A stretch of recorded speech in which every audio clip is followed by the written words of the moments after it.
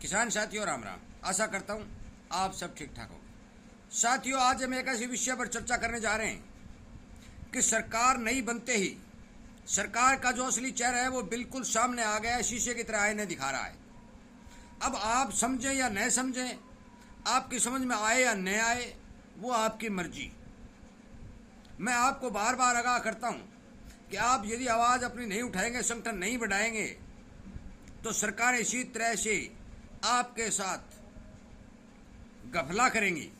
मेरी बात साफ और सीधी है कि यह पूर्ण रूप से किसान के साथ गफला ही है, गफला।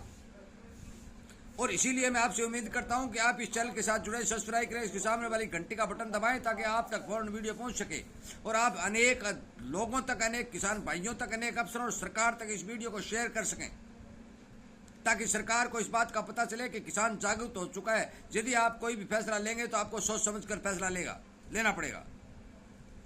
साथियों, मैं आपको बता देना चाहता हूं कि किसान की जो गेहूं है 2275 रुपये सरकारी रेट में एमएसपी पर सरकार ने खरीदी। अपने बड़े बड़े घरानों को, बड़े बड़े कंपनी वालों को, बड़े बड़े सरमाईदारों को, बड़े बड़े पार्टनरों को गेहूं खरीद की छूट दी गई। एमएसपी पर खरीद कर करके सीधे उनके गोदामों में गेहूं लगाई गई और सरकार ने यह कहा कि हम इतनी गेहूं खरीदेंगे। और पहले ये ढोकसा चलाया कि गेहूं की बम्पर पैदावार है, बम्पर पैदावार है, क्योंकि बम्पर पैदावार का नाम लेकर के गेहूं ने जल्दी से जल्दी किसानों के घर से निकालना सरकार की एक साजिश थी कि देश के अंदर ये फैल जाएगा कि बहुत ज्यादा पैदावार है, जल्दी से जल्दी गेहूं को बेचते और एमएसपी सरकार दे रही है। साथियों, मैंने उसी वक्त ये कहा था कि गेहूं की पैदावार अब की बार बहुत कम होने जा रही है, क्योंकि जलवायु परिवर्तन और एलिनो का असर पूरी दुनिया के ऊपर चल रहा है और इस हिसाब से गेहूं की पैदावार कम होने का आशंका पूर्ण रूप से तय था, क्योंकि जो किसान खेती करता है उसको पता होता है कि अब की बार कैसा मौसम है, किस तरह की जो पैदावार निकल रही है। साथियों, मैं आपको बता देता हूं कि बड़े बड़े कोठियों में बैठे बैठे लोग, उन्हें यही नहीं पता भी किस मौसम में कितनी खेती होती है, किस तरह की पैदा देती है, किस तरह के बीज बोए जाते हैं, कहाँ से पानी आ रहा है, कहाँ से खाद आ रही है। वो इस बात को तय करते हैं कि देश में कितना अनाज पैदा होगा। परंतु वो चलो गई भाड़ में। परंतु अब आपको ये बात बताने जा रहा हूं कि सरकार ने जो खेल किया है उस खेल के बारे में आप विचार करें, सोचें कि ये क्या है। अब किसान के पास गेहूं नहीं है, सरकार के पास और सरमाएदारों या इनके पार्टनरशिप व्यापारियों के पास गेहूं का भंडार भरा पड़ा है। गरीब आदमी को गेहूं चाहिए और वो एमएसपी से 100 रुपए 150 रुपए ऊपर के भाव देने को तैयार है और वो गेहूं लेकर के खाने को तैयार है। सरकार ने 1 महीने पहले यह आशंका जताई कि गेहूं का इंपोर्ट करना पड़ेगा, क्योंकि देश के अंदर गेहूं की कमी है, हम इंपोर्ट ड्यूटी घटा सकते हैं। जब ये बात कह दी तो छोटे छोटे व्यापारी जो किसान के साथ जुड़े हुए हैं उनके पास तो थोड़ा बहुत गेहूं था, वो भी बड़े सरमाईदारों के पास चला गया, वो भी निकाल लिया। ये देखिए, पहले बम्पर पैदावार का होना डिसोसला पीटा गया, किसान के घर से गेहूं निकाला गया। दूसरा, इंपोर्ट ड्यूटी घटाने का अफवाह फैलाया गया, छोटे छोटे व्यापारियों के पास थोड़ा बहुत गेहूं था वो निकाला गया। और अब फैसला क्या लिया है? आपको पता है कि फैसला क्या लिया है? इस सरकार ने बनते ही ऐलान कर दिया है कि गेहूं से कोई इंपोर्ट ड्यूटी नहीं घटेगी।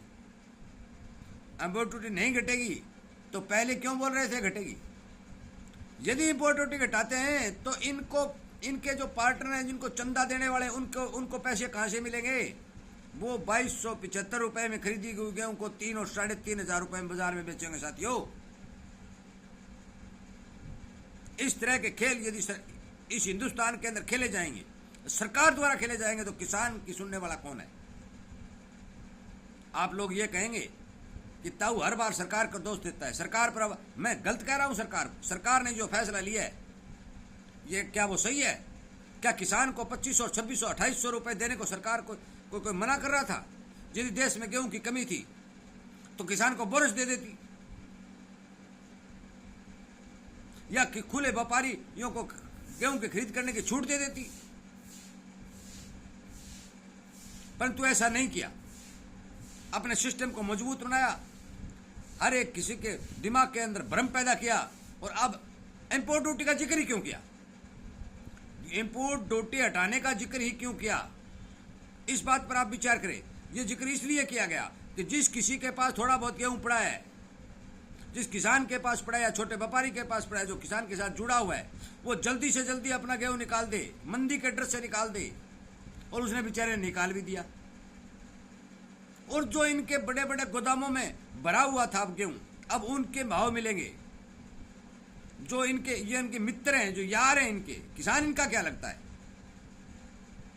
साथियों, किसान की अनदेखी होती है और जब किसान के सिर में मार पड़ती है तो गुस्सा तो बहुत आता है, परंतु इस बात का जोर नहीं चलता, क्योंकि किसान का दुश्मन बना हुआ है। और दुश्मन इसलिए बना हुआ है कि मैं पिछले बहुत दिनों से इस चैनल के ऊपर, सोशल मीडिया के ऊपर किसान की ताकत बढ़ाने का कोशिश करता हूं, परंतु इस ताकत को बहुत ही धीमी गति से बढ़ाया जा रहा है। मैं चाहता तो यह था कि यदि कोई किसान की आवाज उठाएगा तो एक ऐसा इतना बड़ा संगठन बन जाएगा कि सरकार उसके सोचने पर मजबूर करेगी और किसान की आवाज सरकार तक जाएगी।